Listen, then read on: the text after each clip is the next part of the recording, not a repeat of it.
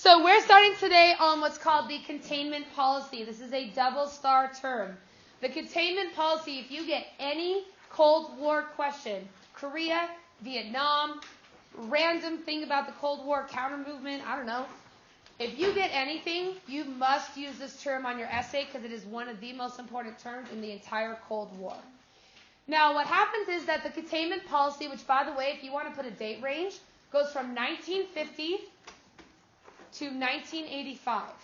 This was the American foreign policy in terms of communism around the world.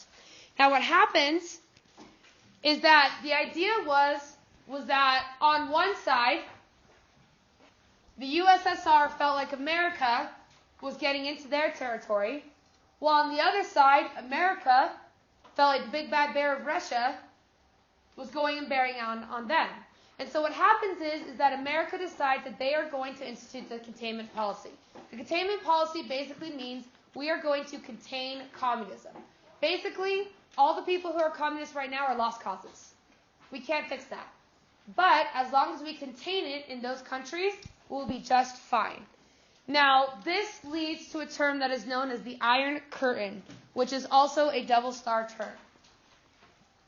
The Iron Curtain literally means the line between communism and democracy. Again, the line between communism and democracy. Now, if you think about Russia invading all of these other countries, and that's what we perceive is about to happen, we can know that Russia is going to break this containment, but we have to keep them in. So what we're going to do is we are going to draw an imaginary line that separates Russia, the communists, and the democratic West. And this line you can see right here is what separates that.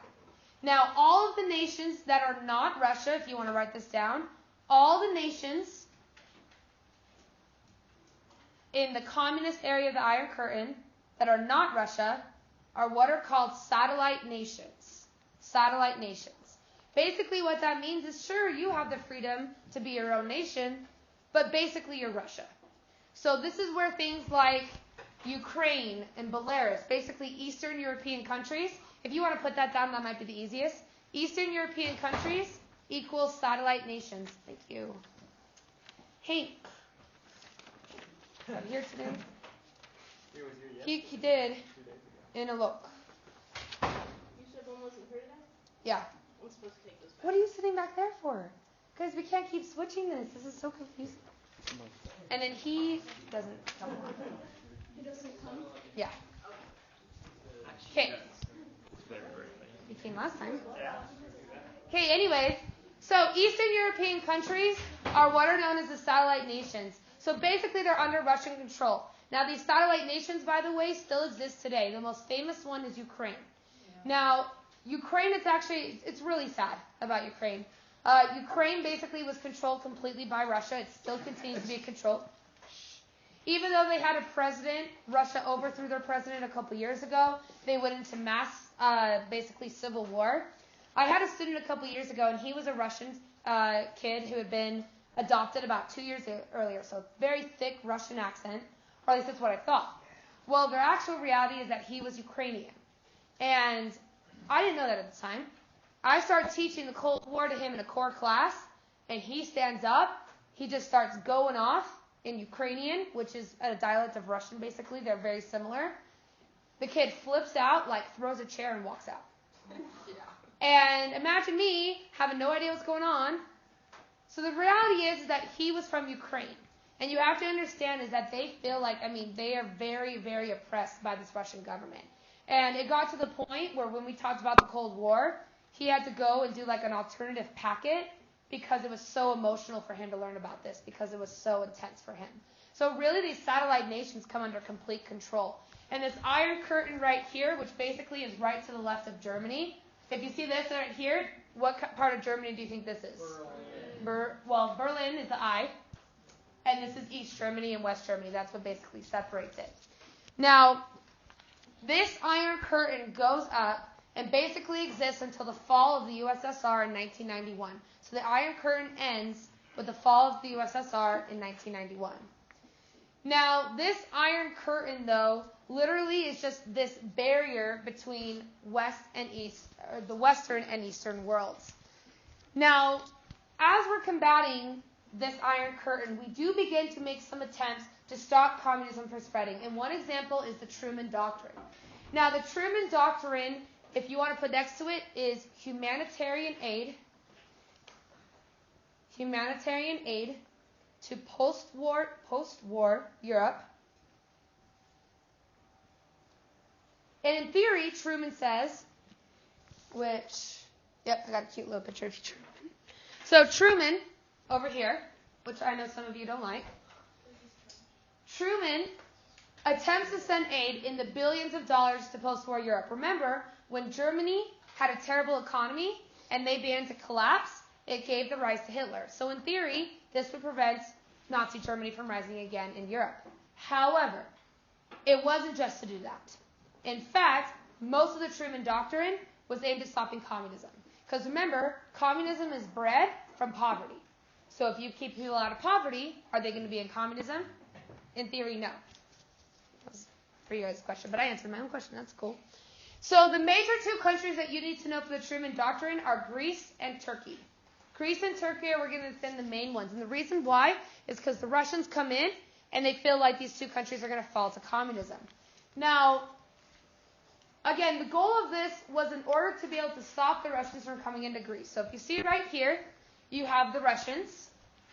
You have Greece in the middle. You have money coming, and basically they're going to combat each other until they can be able to win this and be able to free Greece from being in communist countries.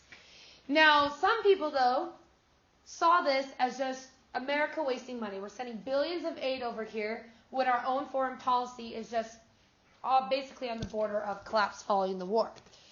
Now, the Marshall Plan, in my opinion, is the far more effective plan. This one goes, while the Truman Doctrine is only in Greece and Turkey mostly, this goes across all of Europe, and it is wildly successful. In my opinion, it's one of the most successful humanitarian works that America has ever done as a government. So what happens is we are now going to send millions and billions of dollars of aid to Europe. Now the problem is we have poverty, we have people in hunger, people's homes are destroyed. So Marshall, who is the Secretary of State, is going to allocate and send over billions of dollars to rebuild homes, give people food, help people out. And what happens is that people begin to feel like this money is bringing the Western world together. And in fact, it really does work. They send $13 billion to the left side of the Iron Curtain. And all of this money binds them together, and they stop from being communist. The Marshall Plan is an example of the containment policy working. So the Marshall Plan allows you to be able to send a ton of money, and now we've contained that over here. We do send money to the USSR as well. Not as much money, and obviously they continue to be communist. But people began to feel that we were coming together as a government nation, not just Europe, but America as well. And so this entire part, if you want to put next to that historical context, European Union begins in the 90s, but this is really the pretext for it. Most of the countries that got the Marshall Plan money later on become the European Union. Now, the vast majority of the Marshall Plan payments are going to be the ones that are going to be the most destroyed. So if you think of the UK, France, Italy, and Germany, those are the ones that received the most bombing and the most fighting, so they're going to receive the most money. Now, people absolutely loved this, and people felt like Marshall had finally rebuilt Europe. A lot of people feel like the reason we didn't go into another world war and prevented those dictators from rising again was because they were able to rebuild the economy so well. Which brings us to something that is known as the Berlin Airlift. Yeah, I think I put pictures on here. I couldn't remember. I'm sorry. Oh my gosh, dramatic. You guys are fine. It could be worse. It could have been the robot. No, not Timothy. That's not Timothy. Okay, so let me explain what happens with the Berlin Airlift. Now, in Berlin itself, remember, is Berlin in East or West Germany?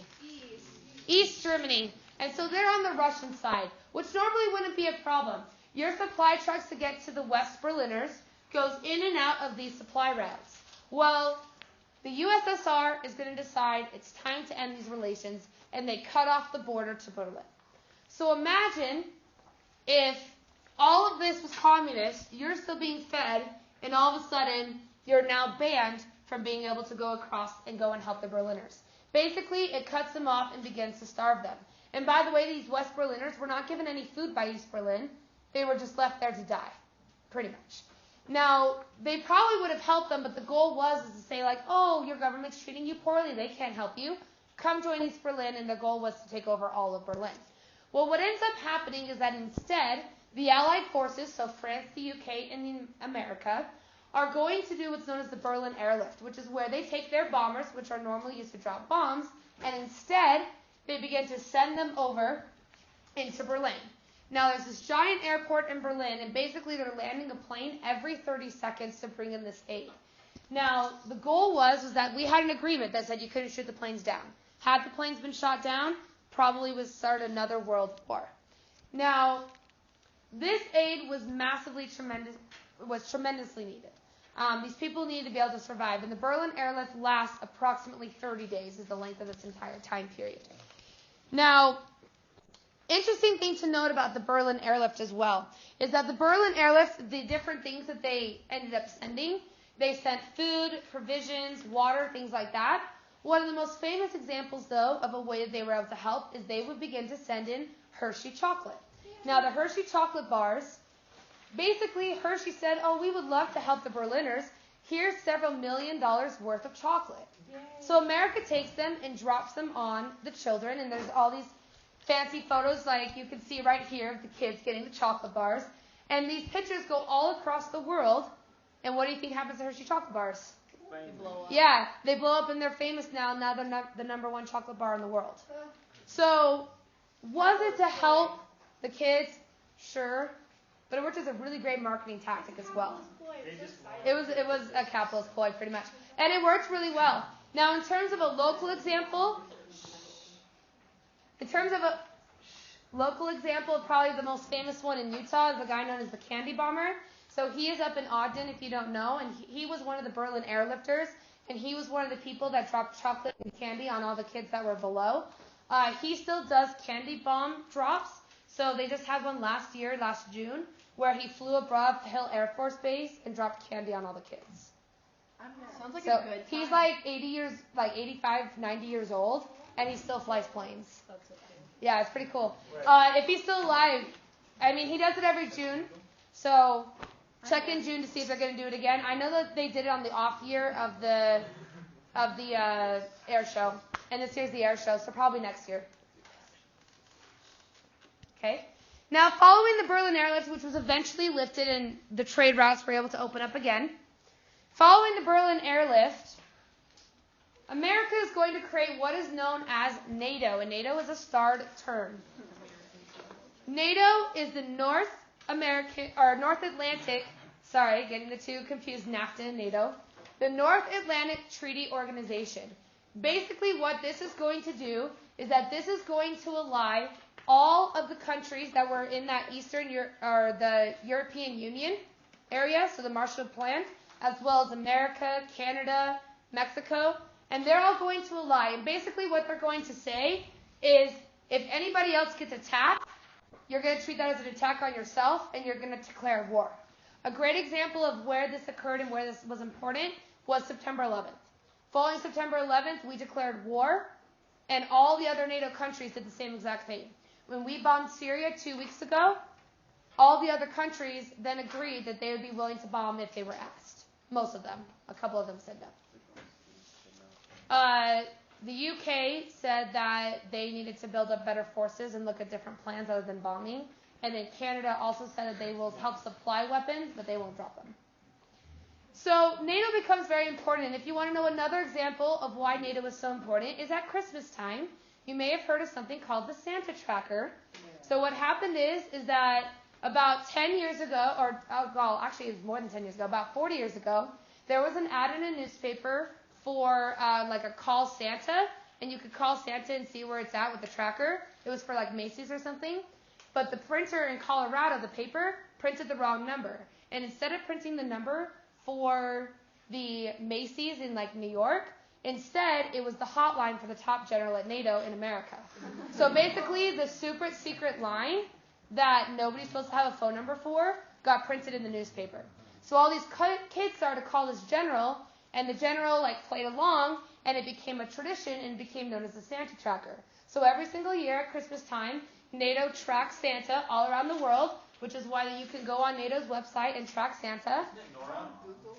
Well, NORAD is sponsored by NATO.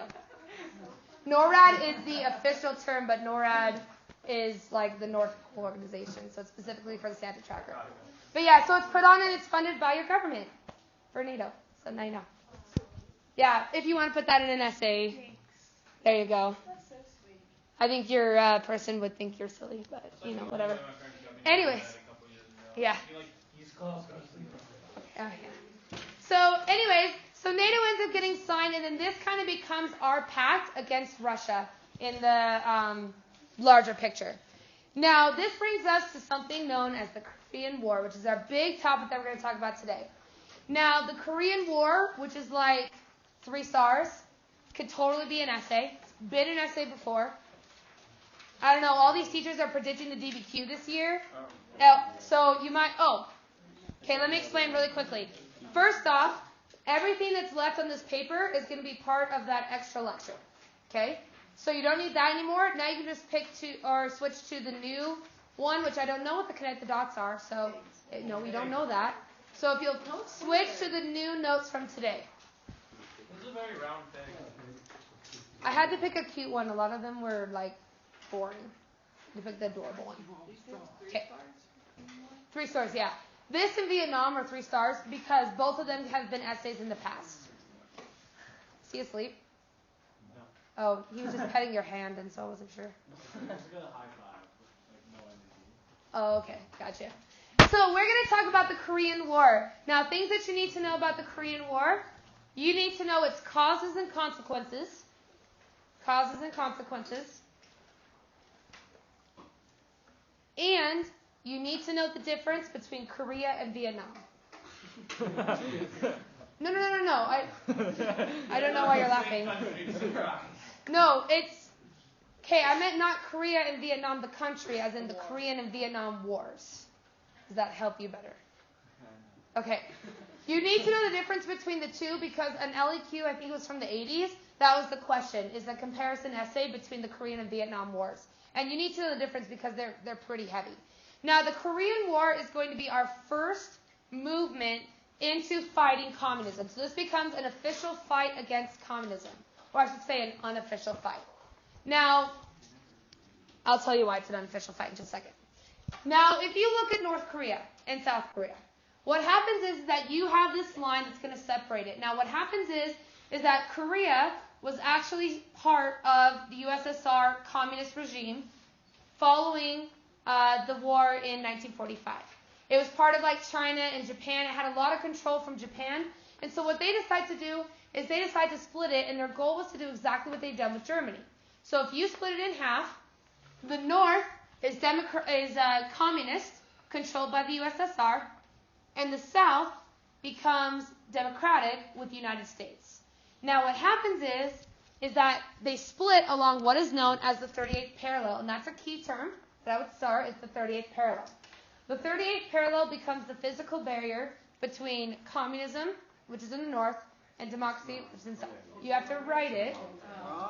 I think it's somewhere in the stalemate, but again, I try to discourage you guys from just listening to write stuff down, so that's my goal here. Anyway, so the 38th parallel, though, becomes this border, and originally it wasn't a big deal. There wasn't a lot of violence. Everyone came and went, and it was no big deal whatsoever. Well, as we begin to progress, though, North Korea begins to be heavily influenced by the USSR. And the USSR encourages them to take over all of South Korea and make one unified communist nation. Therefore, North Korea declares war on South Korea, and we begin the Korean War in 1950. Now,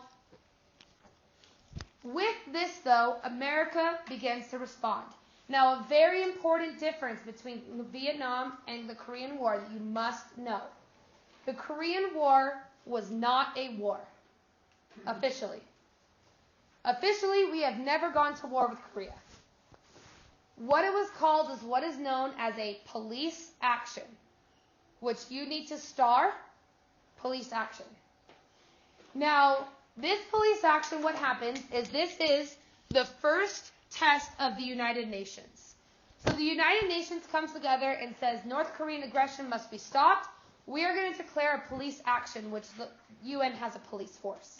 So they declare a police action, and America then joins them, but officially we never declared the war. So officially for the last 65 years, or whatever you've been seeing in the news lately, we never went to war. We had a police action, which is why the president was able to send troops without any permission from Congress. So Congress doesn't approve the war, but we send 500,000 men over into Korea. Now, we send our ships, we send our men, we send our arms, and we're going to go fight in Korea for about a year and a half. This is one of our shortest wars in American history, only about a year and a half. Yes. So, it begins in 1950, ends in 1951. I believe, if I remember correctly, the official start of the war is in like spring of 1950, and then ends in the fall of 1951. Yes. The president still allowed to send troops without Congress's permission? So things have changed since Vietnam, because Vietnam, Johnson kind of sent 25,000 people in a single day, and so they decided to limit the powers. So now what you have is what is called the War Powers Act, which basically says that you can send troops without congressional approval, but you only have 90 days to have them out there. Once the 90 days are over, you either withdraw your troops or Congress approves an extension and Congress then declares war. So a great example of this happened with President Obama. Hey, are you guys having fun over there? Okay. So with President Obama back in 2012 with the Syrian airstrikes, is that Obama ordered troops to go over to Iraq and Syria. Now, he did not need congressional approval for that. However, he had 90 days to do it, and at that 90-day mark, he withdrew the troops. Now, we had the same exact thing happen with Donald Trump 2 weeks ago in Syria.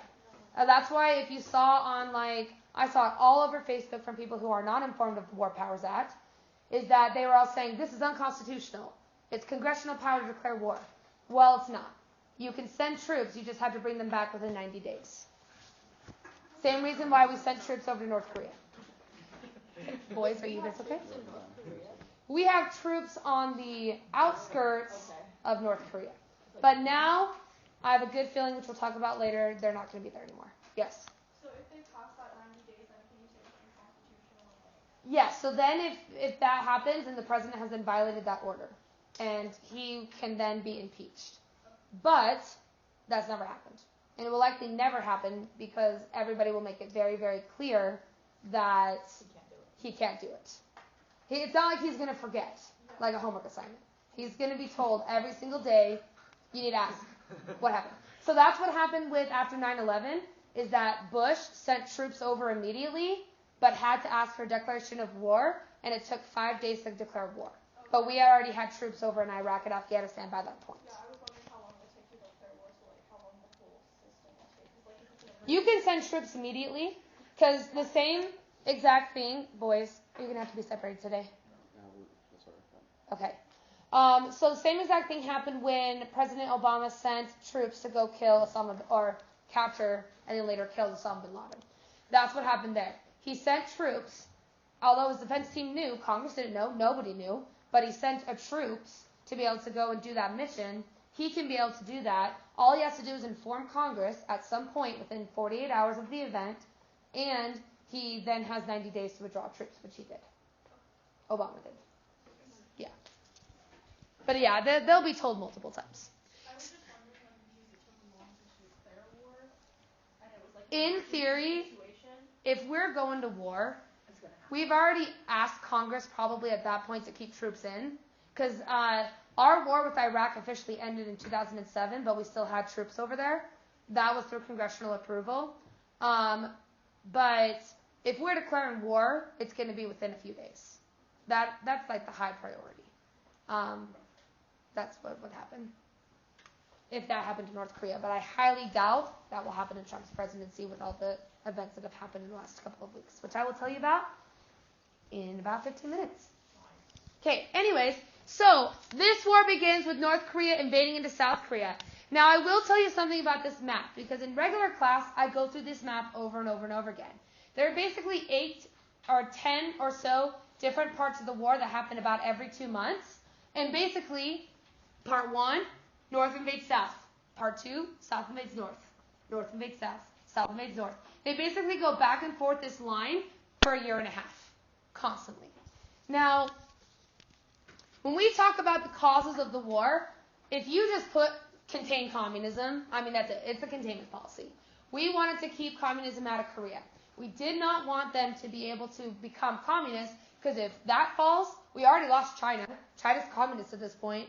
I mean, who knows what's going to happen next? The Philippines, blah, blah, blah, and then we have another war all over again. Now, one of the major reasons why we want to stop this is what is known as the Domino Theory, which is a double-star term, same as containment. Domino Theory, by the way, if you will write next to it, Vietnam and Korea, it's important for both of those. Now, the Domino Theory suggests this. Basically, if one country falls, all the rest fall with it. So if one country does bad and becomes communist, everybody else is going to be communist by the end of it.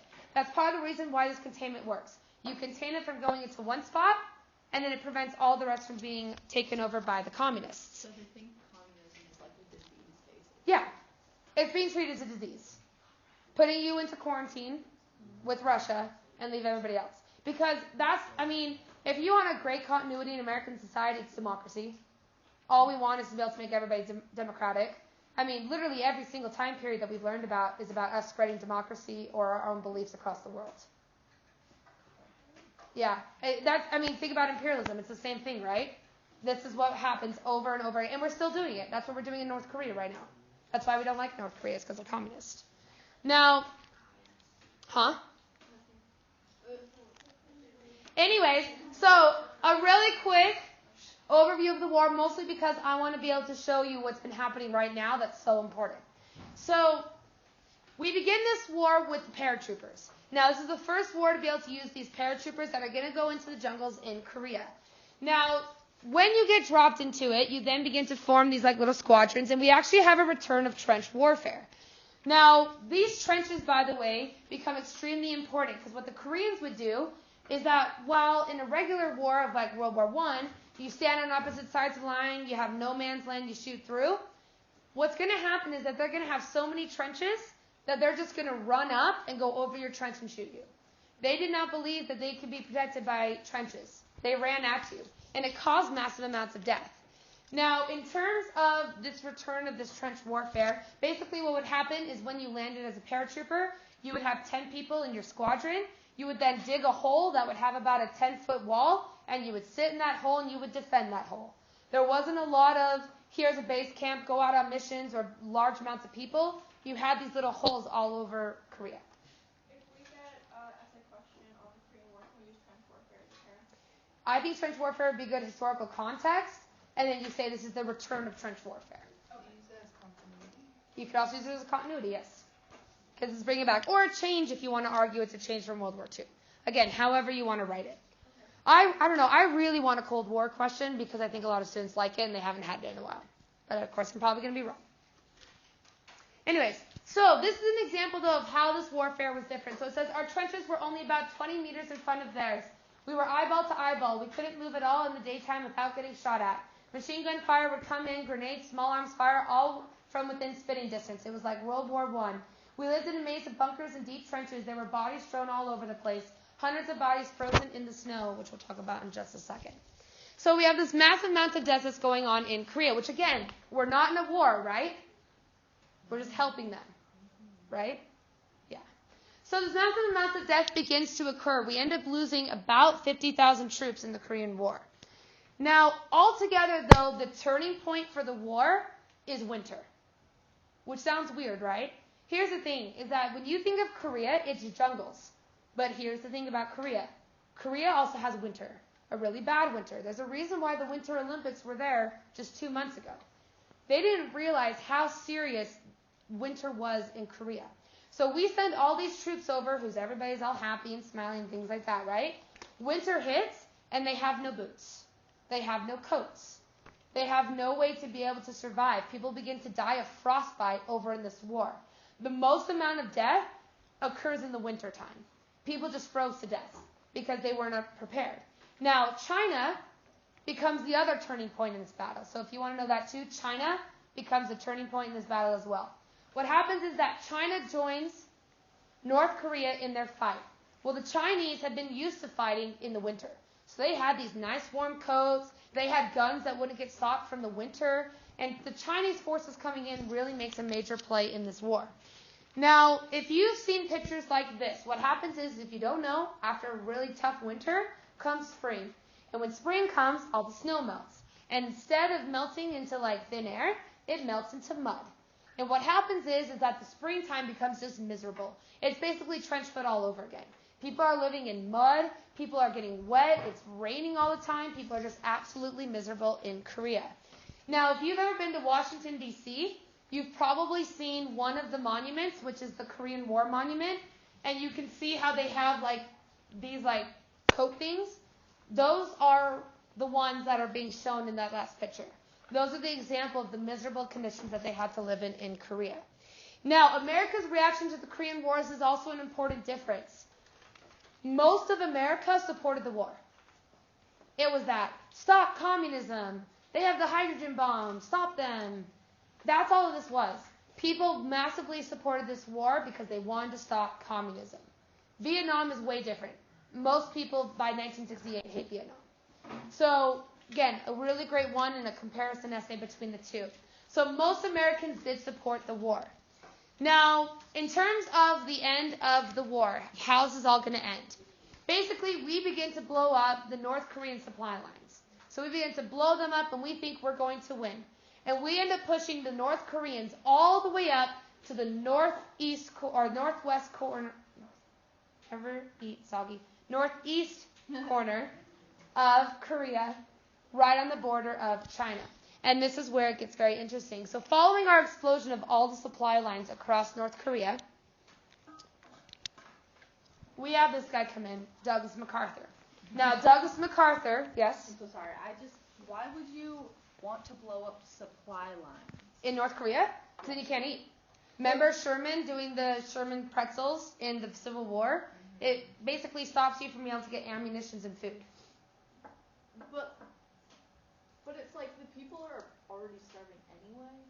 Oh, so you might be referring to the fact that overall, between the two sides, 100,000 soldiers died on the 50,000 Americans died, 3,000 North Koreans died, 1.1 million Korean civilians died in this war. Mm-hmm. So the vast majority of the people who died were the civilians. And was because of famine, partially, yeah. But again, the goal was, you can starve them dry, right?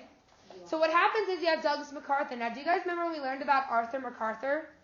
And I said that you're going to come up with him later. This is his son. Okay? So Arthur Macarthur's son.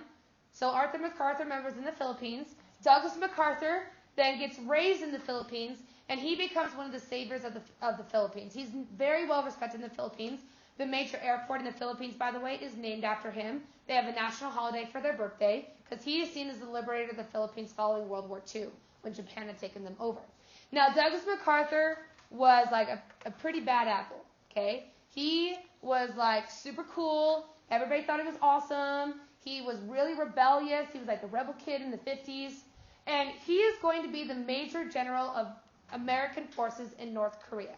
But this is where it gets interesting. So Douglas Macarthur, though, becomes known in Korea as, in North Korea, he's the baby killer, right? He's the bad guy. This is the North Korean perception. South Koreans, though, see him the opposite way. They see him as the savior. He's going to change the war. Now, the thing is, though, is that Truman did not like him. Truman and Macarthur had extremely differing views. Truman makes a bad decision on his own part. Not necessarily a terrible decision, but he wants to be able to end this war. And so when they're up in that northeast quadrant, when they're in that northeast quadrant of Korea, they're going to Douglas Macarthur is going to say, we need to send a hydrogen bomb and land it in China. if we explode a hydrogen bomb in China, China will withdraw from the war, and we will win the Korean War. Well, Truman sees this differently. Truman feels like this is a terrible, terrible idea, and so Truman is going to fire MacArthur. And this becomes a turning point in itself. I think if MacArthur had stayed, I think we would have fought till the end.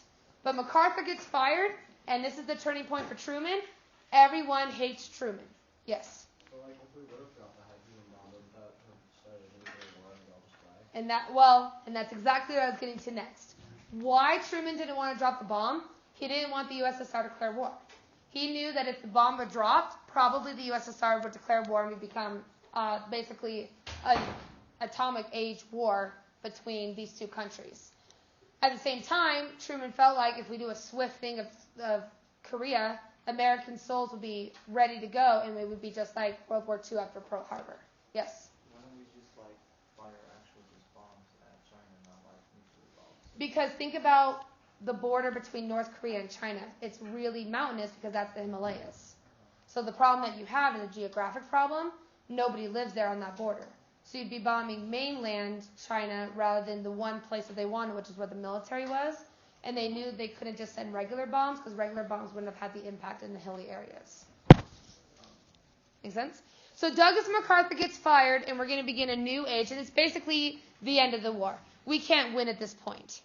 Now, what happens is that at this point, we get the use of the propaganda, right? We begin to have the two sides begin to tell each other what's right and what's wrong. Where is the correct way to be able to do this? Now, we don't have time to read it, unfortunately. It's on your paper, but that's okay. We're almost out of time. And I want to get to the current event.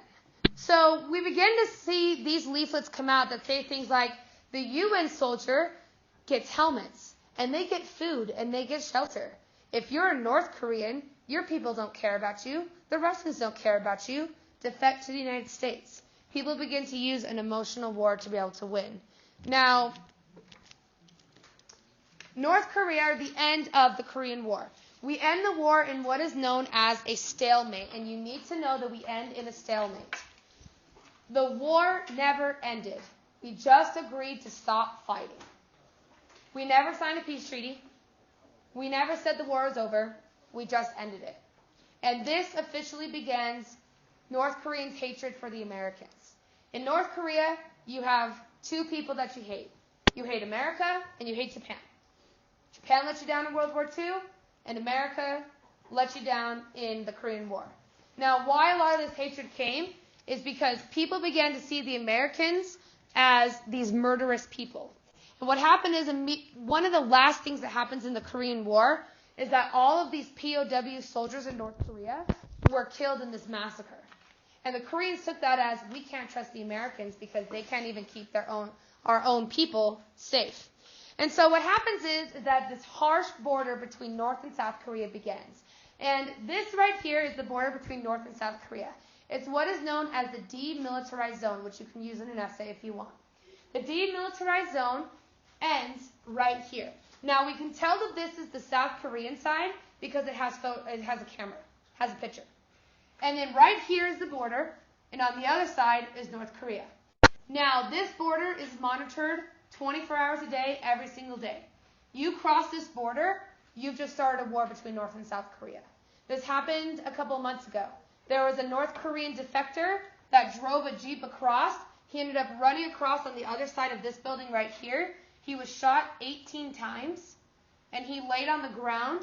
The South Korean soldiers went and were able to pull him while being shot at. He survived. When they went to take him to a doctor, they did like a bunch of surgeries on him. They opened up his stomach, and they found a worm that they thought had been extinct since the 1800s. And the reason why is because that worm only exists in massive amounts of famine. Like back when people were dying at like a 90% mortality rate. And so this area is extremely, extremely harsh. On both sides, by the way, they are blasting propaganda music. South Korea actually blasts music that is American music to kind of like show them like, haha, we're the South. Yes. If you're talking about the current event, let's say. I heard that, like, we watched a video of this. Hey. When they go to Hey, guys, you're being very disrespectful to Bethany. Go ahead. So anyway, we watched a video of this, and like when they go over to the like other side to like talk to people, they have to like hold the guy's arm in case they try to pull him across. Yes. Yeah. It's like really severe. But in these two buildings is basically the peace talk rooms. Those are the only rooms that both leaders can meet, and they had not until 3 days ago been met in since the 60s. Yes. So I'm confused. So say like a citizen from South Korea runs over, they pull him back? Oh, they'll let him into North Korea. North Korea won't let him into South Korea. But if you go into North Korea, you're not coming back. So if you want a great example, and again, this is illegal and against the law, but some people still do it, is if you go to China and you go to this area of China, they'll have these fancy tours where you can go visit North Korea. And you go, no, you really do. They fly you over and they do this trip. What they don't realize, and what you don't realize is, as a tourist, is that you are going to be watched. And when you do something wrong, it's going to be in trouble. And this happened a couple years ago. About 10 years ago, a former BYU student from like Kansas or whatever went over as a 19-year-old student to North Korea or to China, went on one of these tours. On his last day of the tour, he was accused of stealing a propaganda poster off of a wall.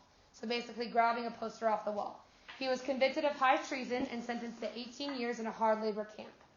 Now, that was the last they heard of him for 8 years. Then North Korea offered and said, hey, America, you want to take him back?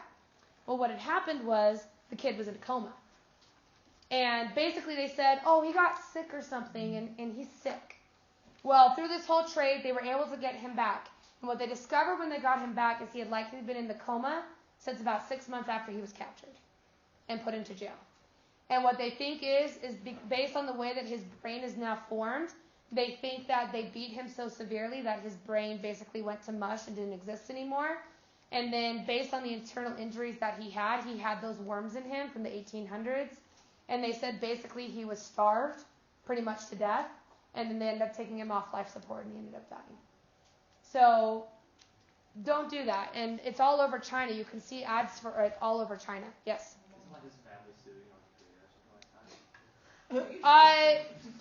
They're suing the Chinese tour organization. You can't really sue North Korea because they're not going to respond. They're not going to give you nothing. No offense, but they're not. Now, in terms of why this is very important now, and this is extremely, extremely important, okay? All of this happened within the last 24 hours. Is that... I'm going to skip ahead. Hold on. No. I'm skipping ahead. Okay. I'm skipping ahead. We will come back to it, but I want to show you because this is the current event for today. So what happened? They agreed to meet the North and South Korean leader for the first time since 1951, since the end of the Korean War. They then agreed to meet together and do peace talks. Now, this was huge. They then met together, and they, for the first time, met. And you have no idea how, this is literally one of the most important historical events in world history, the fact that this happened. And this happened 12 hours ago. So they came across, and if you want to see the really big one, and again, I know we're running out of time, but I know you guys probably want to see it. So this is them walking, and this, by the way, was watched live by about, they said it's something like 700 million people watched this live. This is about midnight last night. This is them going across the military, and again, imagine the South Koreans. They're pretty much sure that this is like, this could have, I know, right? But watch what happens. This is what really, really big is about to happen, okay? So they're sitting there talking, they're meeting, people are watching, they're stunned, they're smiling, this is huge. And then, you see, I don't want to miss it. Here it is, watch. Oh my God. He just stepped into South Korea. Are you kidding? Oh my God. Right? Right? Okay. Okay, what? So, well, hey, he's also the leader of North Korea. That's the leader. Yes, but this is different because, and listen really closely, We're almost out of time, so if you really want to know what's going on. So they go over, this is them walking into South Korea. And the big thing that happened, wait. This is extremely important. So what ends up happening is that they agreed to do peace talks. Don't put your stuff away. Wait a second, because I think we actually go until 1. Yeah. Yes. So we still have like 6 minutes. So what happens is that they go across into those rooms, which remember, those 2 rooms have not been met in since 1960. And they go in for an 8-hour meeting. 8 hours. And this is, again, the first time the North Korean and the South Korean president have seen each other in person since 1951. This is that appropriate? No. So they meet and they talk, and then this is why this is so important. You thought this was good? Exactly. So they declare peace. Now, this is... Yeah, you literally missed one of the most important historical events in world history. Last night, at 3 o'clock in the morning, while you guys were asleep, everything happened. Okay, listen. There's more. So, first off, we'll get to the Korean War in a second. This is very important for us. North Korea has agreed to dismantle all of their nuclear weapons. That is all of them. Now, listen. So, North Korea agrees to dismantle all of their nuclear weapons, which is called denuclearization. In return, South Korea has agreed to dismantle all of theirs that they have taken from America. Basically, America gave them nuclear weapons. Now, not only that, but they have now officially ended the Korean War. 65 years after the Korean War began, the Korean War is now officially over as of last night. That is huge because before, Korea was constantly at war since that time.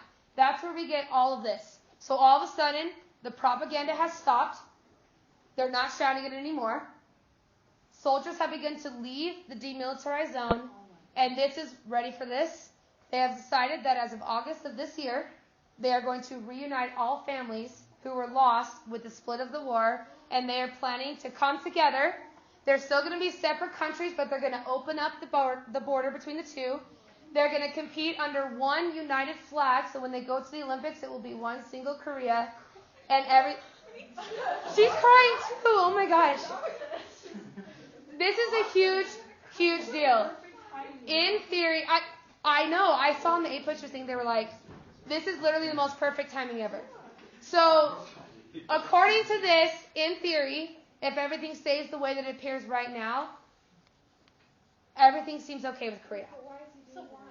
Now, okay, here's what I'll tell you. Okay, listen, why this is happening now. I think, you gotta remember back in November when I was like, we're all probably gonna die soon from a nuclear bomb? But I was trying to be like professional about it. So, the thing is, okay, if you listen for the next 4 minutes. So the thing is that first off, we have these heightened tensions. I do think that one of the things that they're going to say is Trump's legacy is that Trump did actually have a major point in this. And the reason why is because, one, how this all started is the Olympics. For the first time, they agreed that for the 2 weeks they were going to have peace. And that was a huge, huge deal. Then, following that, Donald Trump said that he was going to meet with Kim Jong-un. Now, this changed with Syria. He ended up sending his Secretary of State, which didn't happen, and then they sent another person because we don't have a Secretary of State right now.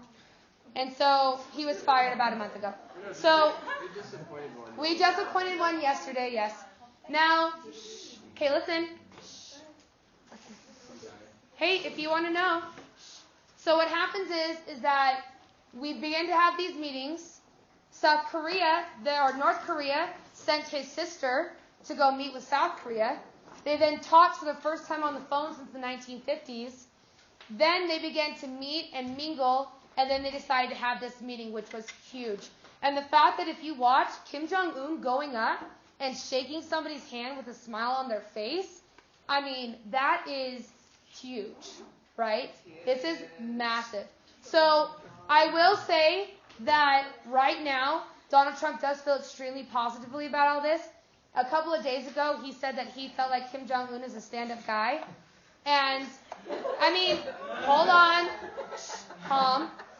But what I will say is if this border gets eliminated, they actually don't call it a demilitarized zone anymore. That's officially gone. Now it is called the peace zone. And so, in theory, I think that North Koreans will not be able to defect fast, but their goal is that they're going to now allow families to come back together starting in August. They're going to restart that program that started in the 60s and then immediately ended. And families are now going to be reunited. The country's going to be reunited. It's going to be under one Korean flag, so it's a huge deal. Also, if you want another current event, this happened yesterday. Yesterday was the anniversary of the Berlin Wall, but let me explain why. Yesterday, the amount of days that the Berlin Wall was up, it is now the same exact amount of days, plus one since it's today, that the Berlin Wall has been destroyed. So the Berlin Wall was up for 1,618 days. It has now been down for 1,619 days. So, big things happening. Anyways, we will finish this up next week.